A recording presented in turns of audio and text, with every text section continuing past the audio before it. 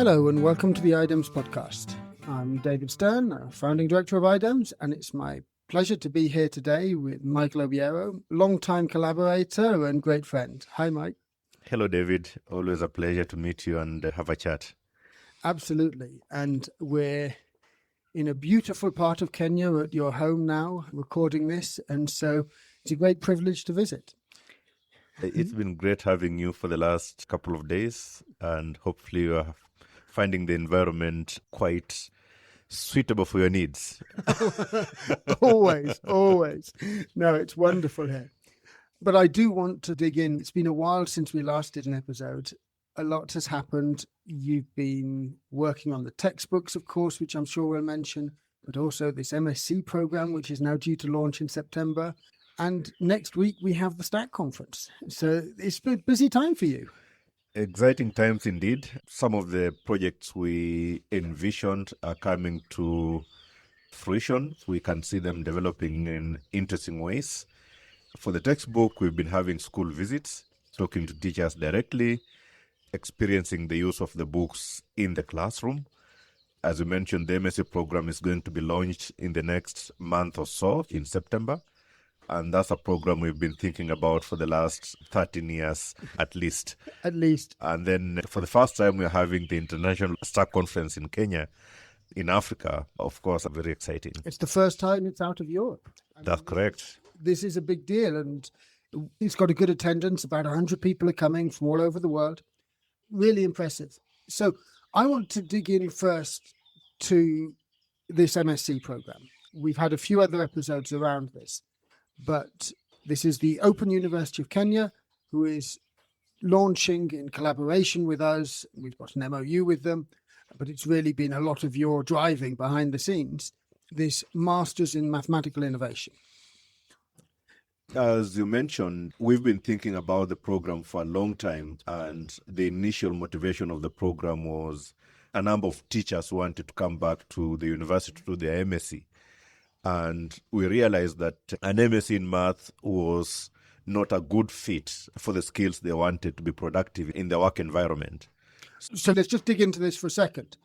It is these returning teachers that were always our main motivation.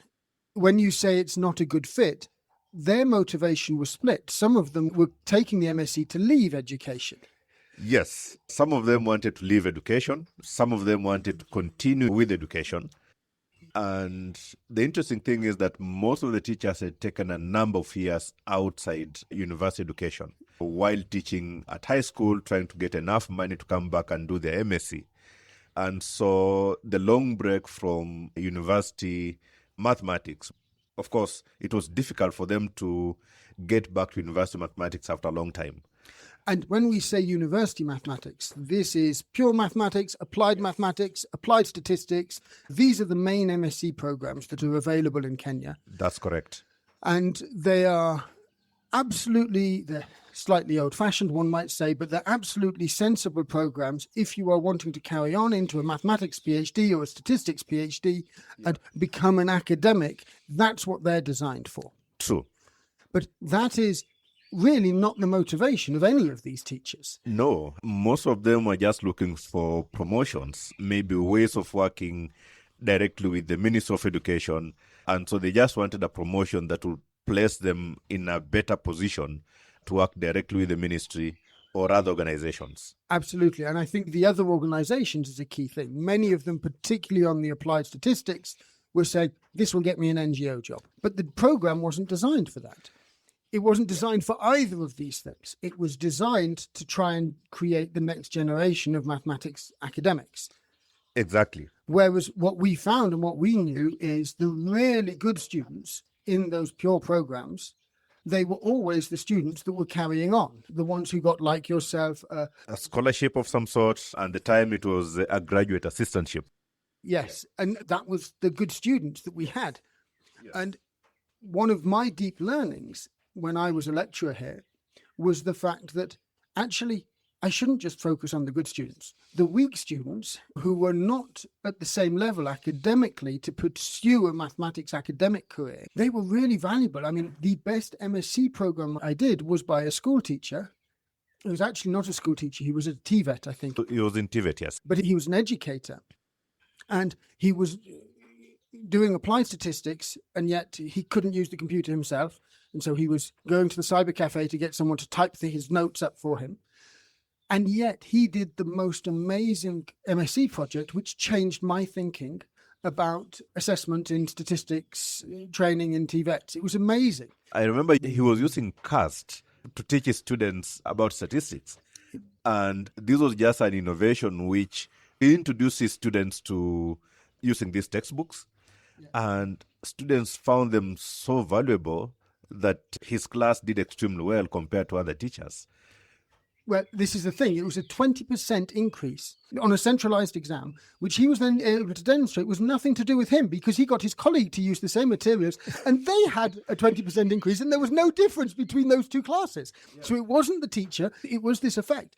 And then really, that work is what convinced me it wasn't the textbook. It was the assignments in the textbook.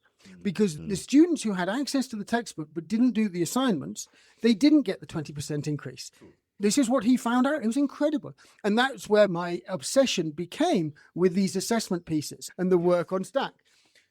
And then the long story on this is that we've now gone full circle of actually recognizing that, yes, the assessment is important, but really in terms of delivering it, a really good textbook is a good way to deliver it and to get it to people.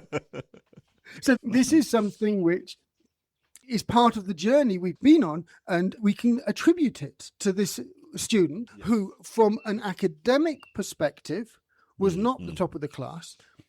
But in terms of the work he did, it was the most meaningful and important of any of my students, even better than your work on mutating quivers, which was not the most useful work. It was fun, it was good mathematics, but it was not as meaningful. That's why I'm more in academia now than in math.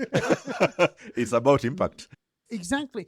And this is where, all those years ago, we started discussing this. We need to recognize that these students coming back into education, they are an incredible resource for the country, for the communities, because they actually have knowledge which is of value because of their experience.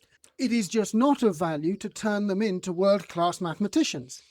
Which is almost impossible without the support environment around them. Exactly. So let's try to design the program which is actually needed and which will help them contribute and help them progress. That's where this program has been conceived. And the program also takes care of the different needs of the different students.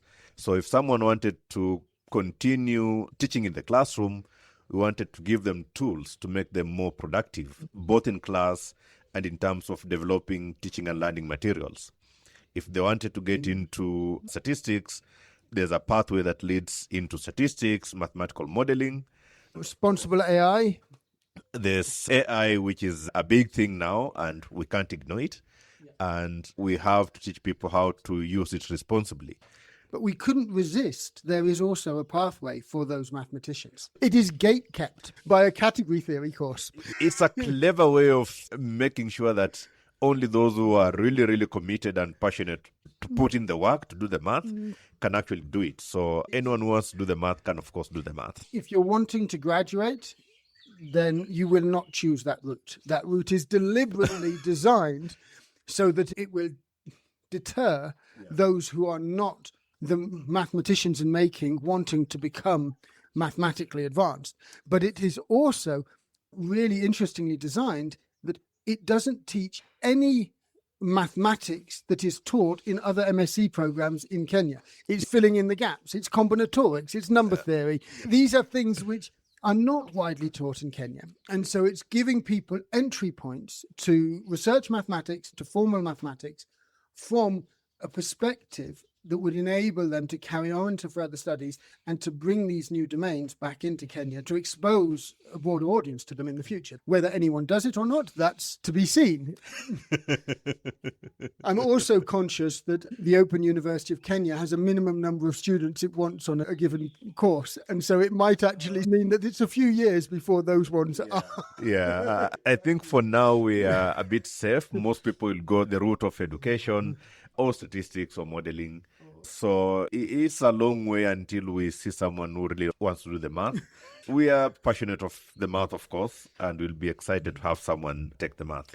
And I think over time, I would envisage there will be people who will go into that route, and it'll be a small stream, but it will be one where those would be the people who I could imagine then going on, and they would probably have to look to international PhDs, because that's what that route is designed to sort of take people to, because there aren't people studying those much in Kenya. I mean, you're an exception. You did do a number theory PhD, but there's no number theory being taught.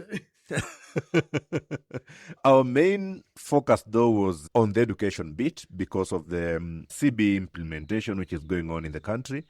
And there are just so many opportunities that are presented in the course of the implementation, which we feel that can be harnessed through the MSc program.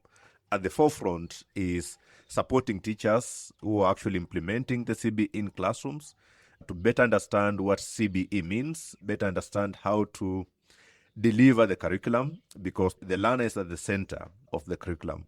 Then we have technology which the government feels should be used widely in the CBE implementation. And we just want to enable teachers understand what technologies are out there, how they can be used. And at the forefront are open education resources, which there are lots of them, but figuring out which ones are relevant and appropriate is a skill that needs to be passed on to the teachers. So these emerging challenges and opportunities are what we feel should be addressed currently. And that's the present focus of the program. Absolutely. And the key is, if we come back to now your textbooks, the idea of these open educational resources is they need to be built by the people who are in the classroom. Exactly. And so this is your army of educators who are doing the MSc, who then can be the ones actually figuring out how to develop these resources and so on. And the school visits have been an eye-opener because we developed the textbooks without much involvement of teachers in the field. We gave teachers access to the textbooks and we encouraged them to use them in their classrooms. And this was an opportunity to find out how the textbooks were being used. And we could see some positives as well as some challenges in terms of implementation, which just highlights the need of having the teacher at the forefront of development of the resource. They know their learners very well. They have the experience of teaching, even though the experience is from the previous curriculum being phased out. They know what assessment materials will bring out the best qualities in their learners. And these are some of the comments we've been getting from teachers in schools. If we think about how we had designed this process, teachers would have been involved all the way along. The distance between what was conceived and the realities, the loss of the fundings from the US Embassy meant suddenly all the teacher engagement activities were lost. Then there was a crowdfunding campaign which successfully got funding to enable you to continue and actually keep people working on it, but did not raise enough to do the pilots that were supposed to be happening alongside this. So that was something where, again, you was at the minimum level. We've never been able to push to actually have the funding to enable this sort of interaction. Even now, the interaction as it's happened, it's an interaction of convenience because you have your connections, Zach has his connections, and you're able to make these things happen, even though there isn't the funding to really support this activity. This is something where it has been amazing how much you've achieved, given how much has gone wrong. Yeah, and funding is a big part because the last few days have taught us that you need to have regular scheduled school visits where you actually sit down with the teacher and have a discussion about what went right, what went wrong, what can be improved.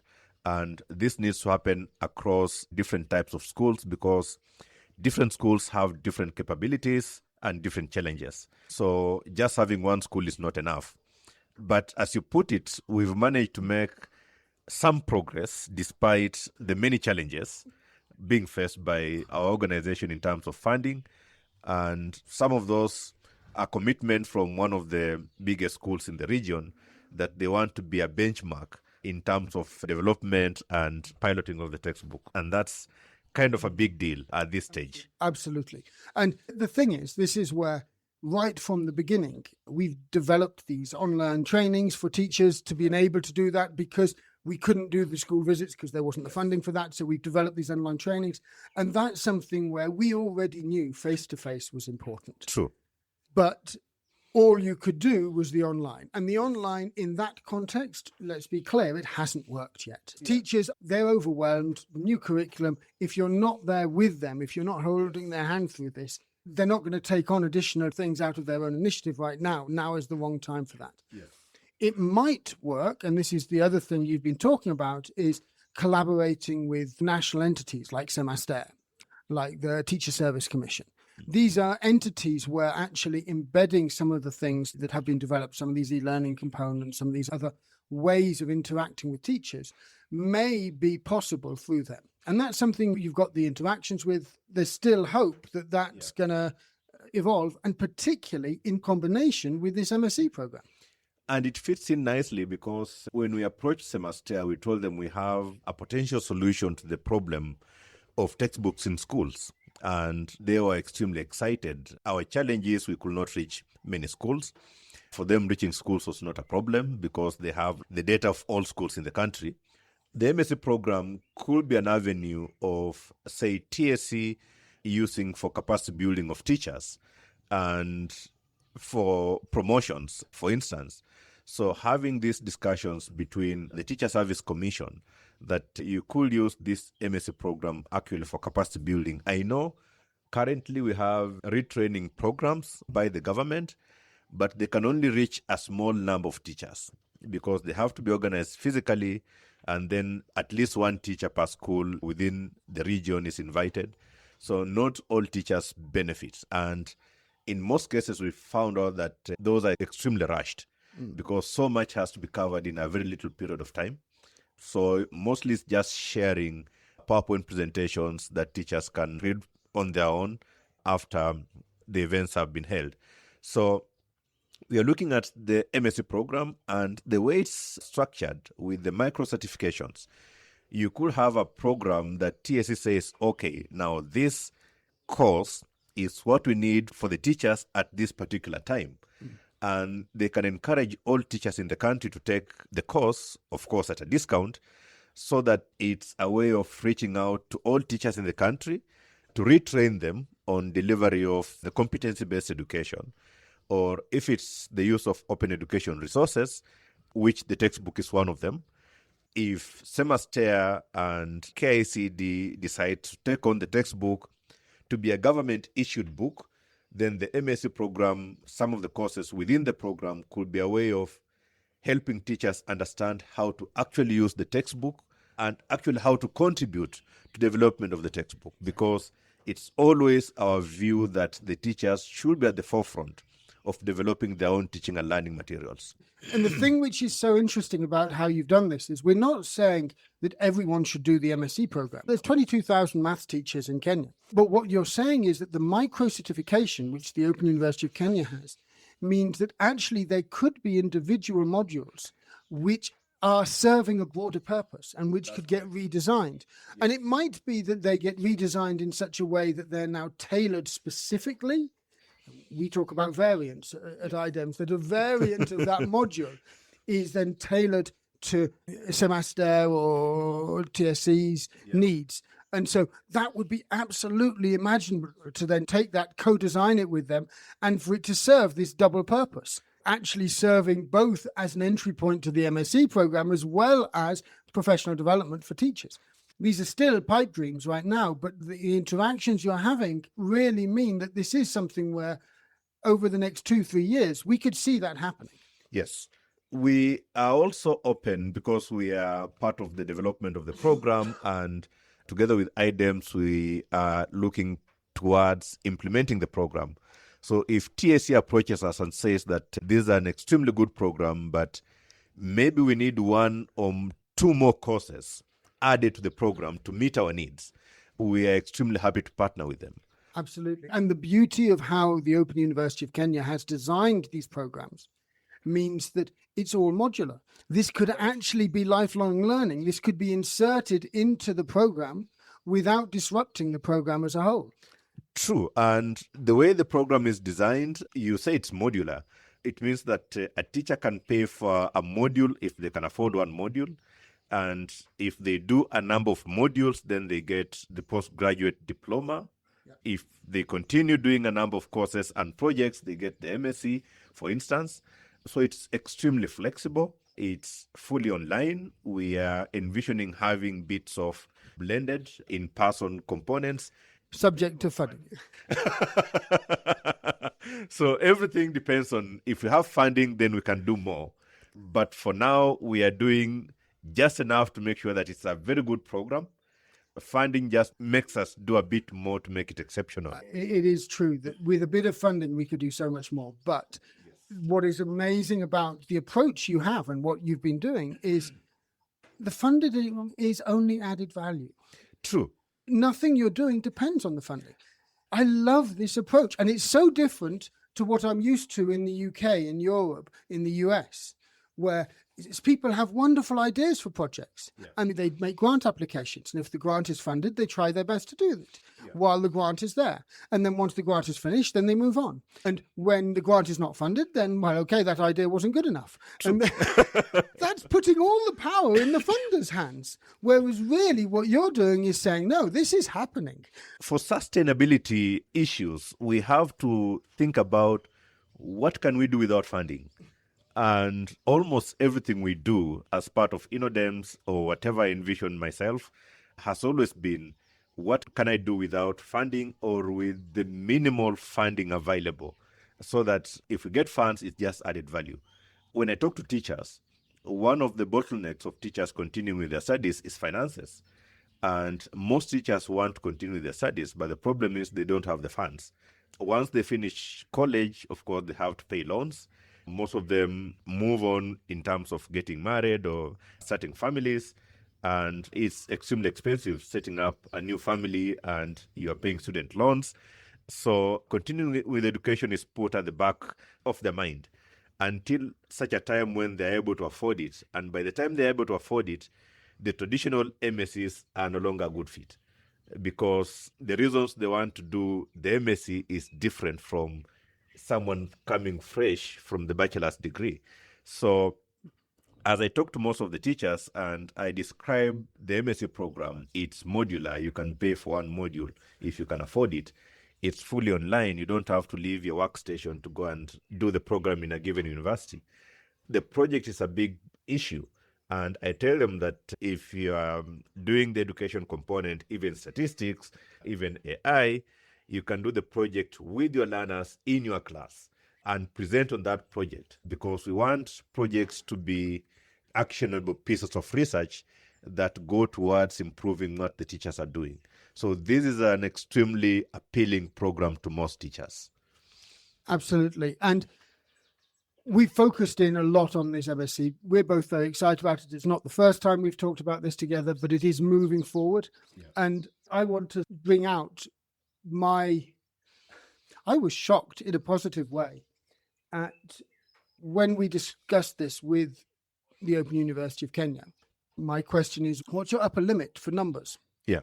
And they said, upper limit? What do you mean? And I said, well, if you have 100 students on this MSc program, that would be huge. Yeah, of course, lovely, not a problem. What if you had 1,000? That's what we're aiming for. This idea that this could be an MSc program with 1,000 students a year, once I actually thought it through, I realized 1,000 students a year when you've got 22,000 maths teachers, that's 5%. You're getting more new teachers every year than this. Yes. So this is actually not unrealistic. If this actually really did take off, getting this huge numbers of students on this program, that changes it in its nature, in its role in society, and how it's actually working within the education system. Yeah. The potential of this is just incredible. It may seem very original as a program, and in some ways it is, but it's really inspired by and learning from the AIMS MSc, which both of us have taught on, which has been going now for over 15 years, over 20 years, I believe. And it's been extremely successful.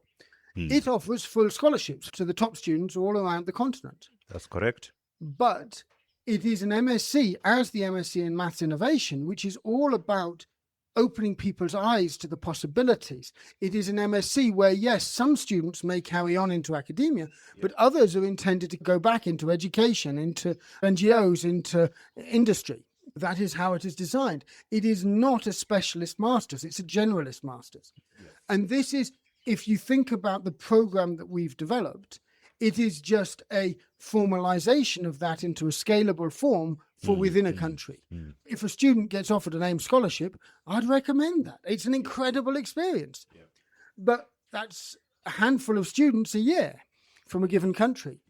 Whereas the need in somewhere like Kenya is maybe 1,000 students a year. Yes. And to recognize that and to really rise to that challenge, as Open University of Kenya is doing, blew my mind. I don't know whether they'll succeed, whether they'll get there.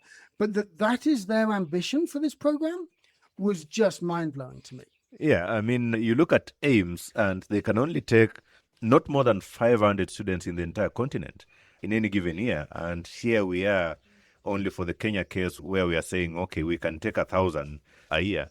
So this is very scalable and we might be setting ourselves for other challenges. As I visited schools, I was meeting teachers in chemistry, teachers in biology, who were like, how can you do something only for math? What about us?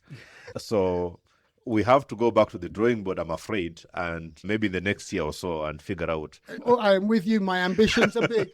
But next year or so is a little bit too soon for me. We need to see this one through at least 2 years. Maybe in 3 years' time, I'm willing to take on the sciences or broader than that. But you're right. This is a need which is beyond maths. Maths is the problem subject. So I think we're correct to start there.